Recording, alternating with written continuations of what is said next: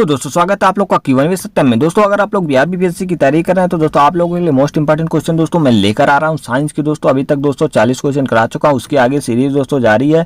और दोस्तों आप लोग इस क्वेश्चन का जवाब दीजिए। 30 क्वेश्चन दोस्तों इस वीडियो में आप लोग क्वेश्चन का जवाब दीजिए और देखिए आप लोग कितने क्वेश्चन सही कर पा रहे हैं। दोस्तों 500 क्वेश्चन कराने वाला हूँ दोस्तों। लास्ट डेट 7 से 10 है, मतलब आपके 7 से 10 में पेपर होने वाले, तो कुछ ही समय बचा है, तो आप लोग अच्छे से तैयारी करिए। चलिए दोस्तों स्टार्ट करते हैं। क्वेश्चन नंबर 241 है, निम्नलिखित में से किस एक कोशिका कोशिकांग समूह डीएनए होना है। तो किसमें दोस्तों समूह में डीएनए होता है, तो ये दोस्तों किसमें डीएनए होता है, तो दोस्तों इसका आंसर सही होगा सूत्रकणिका केंद्रक और हरित लवक। सूत्रकणिका केंद्रक और हरित लवक में डीएनए पाया जाता है। नेक्स्ट क्वेश्चन देखते हैं,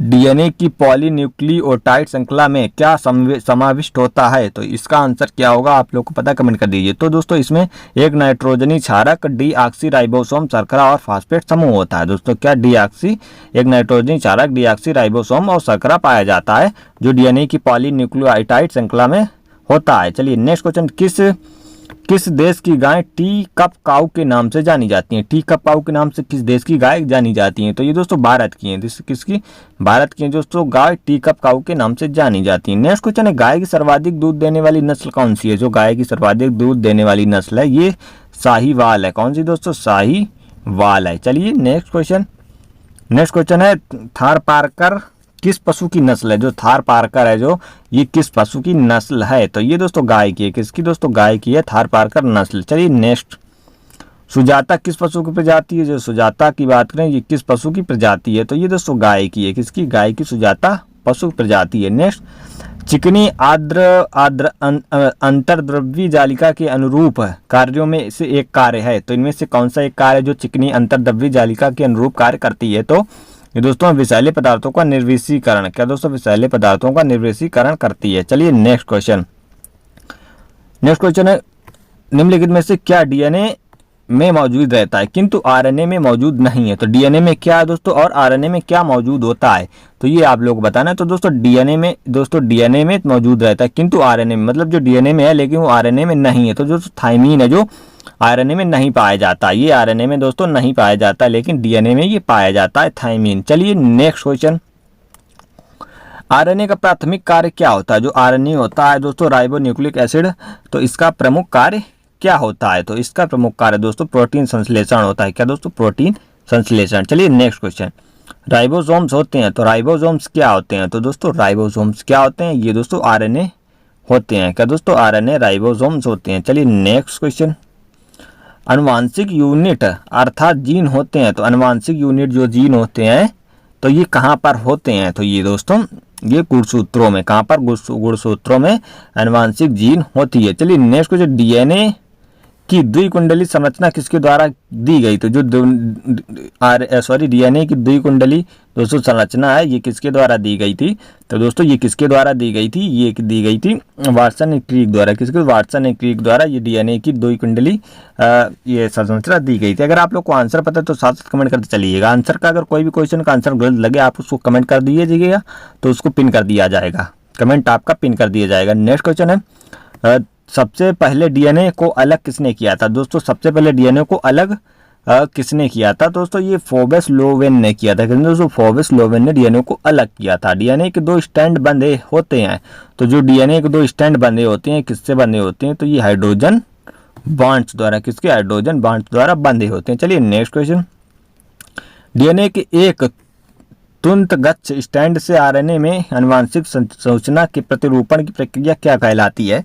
तो ये क्या प्रक्रिया कहलाती है, तो ये प्रक्रिया क्या कहलाती है दोस्तों, अनुलेखन प्रक्रिया। क्या दोस्तों, अनुलेखन प्रक्रिया कहलाती है। दोस्तों अब आप एक से लेके अगर पूरा पार्ट देख लेते हैं 500 क्वेश्चन इसके, तो आप लोग को कोई प्रॉब्लम नहीं होने वाली है। आपके इसी से दोस्तों आपके क्वेश्चन पूछे जाएंगे आपकी परीक्षा में। अगर आप देखते हैं तो प्रयोगशाला में सर्वप्रथम डीएनए का संश्लेषण किसने किया था दोस्तों। तो प्रयोगशाला में सर्वप्रथम डीएनए का संश्लेषण खुराना ने किया था। किसने दोस्तों, खुराना ने किया था। नेक्स्ट क्वेश्चन, डीएनए अंगुली छाप का प्रयोग किसकी पहचान के लिए किया जाता है। मतलब जो डीएनए अंगुली छाप होता है, मतलब आपकी फिंगरप्रिंट की छाप होती है, तो किसकी पहचान के लिए किया जाता है।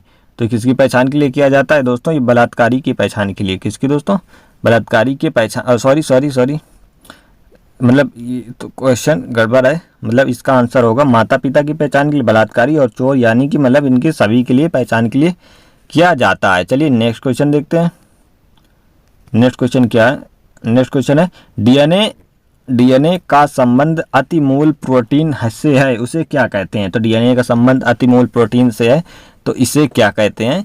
इसे दोस्तों कहते हैं हिस्टोन। क्या दोस्तों? हिस्टोन कहते हैं। चलिए नेक्स्ट, विषाणुओं में होता है, तो विषाणुओं में जो वायरस होते हैं इनमें क्या पाया जाता है? तो विषाणुओं में दोस्तों डीएनए और आरएनए या दोनों होते हैं। तो दोस्तों इसमें क्या होता है? तो इसमें दोस्तों या तो आरएनए मिलेगा या आपको डीएनए मिलेगा, मतलब इनमें या तो आरएनए पाया जाएगा या तो फिर डीएनए पाया जाएगा।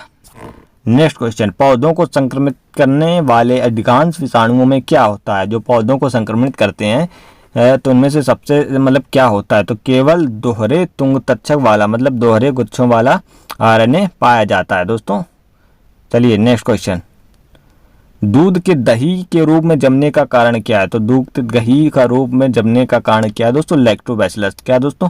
लैक्टोबैसिलस के कारण दोस्तों दूध दही में परिवर्तित हो जाता है। नेक्स्ट क्वेश्चन है, निम्नलिखित में से कौन सा नाइट्रोजन फिक्सिंग बैक्टीरिया है? जो नाइट्रोजन फिक्सिंग बैक्टीरिया है तो इनमें से कौन सा है? तो ये राइजोबियम है। कौन दोस्तों? राइजोबियम है। नेक्स्ट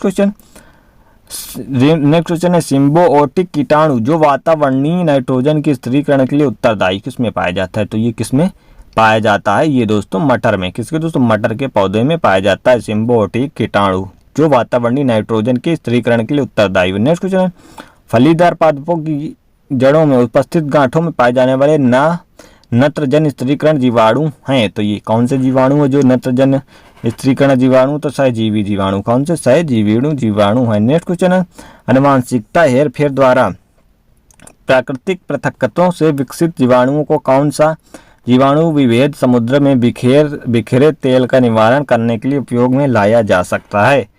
तो कौन सा ये उपयोग में लाया जा सकता है? किसके द्वारा? तो दोस्तों ये स्यूडोमोनास के द्वारा। किसके द्वारा? स्यूडोमोनास के द्वारा लाया जाता है। दोस्तों आपके बीपीएससी में लैंग्वेज कुछ इसी प्रकार से रहने वाली है, तो आप पहले से देख के चलें, क्योंकि आप लोगों ने अगर प्रीवियस ईयर का पेपर नहीं देखा है तो आप लोगों को नहीं पता होगा कि इस प्रकार से पेपर आया था। दोस्तों अगर जिसने पेपर दिया था पिछली बार का तो आप लोग को पता होगा पेपर का लेवल क्या रहा था। प्रशीतन रेफ्रिजरेशन खाद्य परीक्षण में मदद करता है, तो ये किसमें मदद करता है? जो परीक्षण में मदद करता है। तो इसका आंसर कौन सा सही? जैव रासायनिक विक्रियाओं की दर को कम करने में मदद करता है। जो रेफ्रिजरेशन खाद्य परीक्षण में मदद करता है तो जैव रासायनिक विक्रियाओं की दर को कम करने में। नेक्स्ट क्वेश्चन है, अवायवीय स्थिति में जैविक पदार्थों के जीवाणु गठन को क्या कहते हैं? तो इसके जीवाणु गठन क्या कहते हैं? किण्वनीकरण। क्या दोस्तों? किण्वनीकरण कहते हैं। नेक्स्ट क्वेश्चन है, जीवों के निम्नलिखित में प्राकृतों को छत्रक किसमें संबंध है? तो छत्रक में किससे संबंध है? तो ये दोस्तों कवक से। किससे दोस्तों? कवक से संबंध है। किससे? कवक से संबंध है। नेक्स्ट क्वेश्चन, सामान्य खाद्य छत्रक यानी कि मशरूम क्या होता है? तो दोस्तों ये मशरूम क्या होता है? ये दोस्तों कसकर ठसाठस भरे कवक जाल। क्या होते हैं? कसकर ठसाठस भरे कवक जाल होते हैं जो मशरूम होते हैं। नेक्स्ट क्वेश्चन, ईस्ट मिलाने पर गूथे हुए आटे के उठने का क्या कारण है? जब आप ईस्ट मिला लेंगे आटे पर तो दोस्तों वो उठ जाता है, तो उसका कारण क्या है? तो ये दोस्तों कार्बन डाइऑक्साइड गैस का निर्मोचन, मतलब कार्बन डाइऑक्साइड गैस के चलते दोस्तों ये आटा ऊपर उठ जाता है। दोस्तों ये लास्ट क्वेश्चन था आज का, तो 30 क्वेश्चन समाप्त होते हैं आप लोग के। तो 30 क्वेश्चन में अब आप लोग बताइए कितने क्वेश्चन आप लोग सही कर पाए। तो दोस्तों आपके 270 क्वेश्चन साइंस के समाप्त हो चुके हैं, तो काफ़ी मोस्ट इंपॉर्टेंट है आपकी परीक्षा के लिए। तो चलिए दोस्तों, वीडियो पसंद है वीडियो को लाइक कर दें और चैनल पर आप एक बार विजिट जरूर करें और देखिए आप लोगों की तैयारी काफ़ी अच्छी होगी। तो चलिए दोस्तों, मिलते हैं नेक्स्ट वीडियो में। जय हिंद, वंदे मातरम।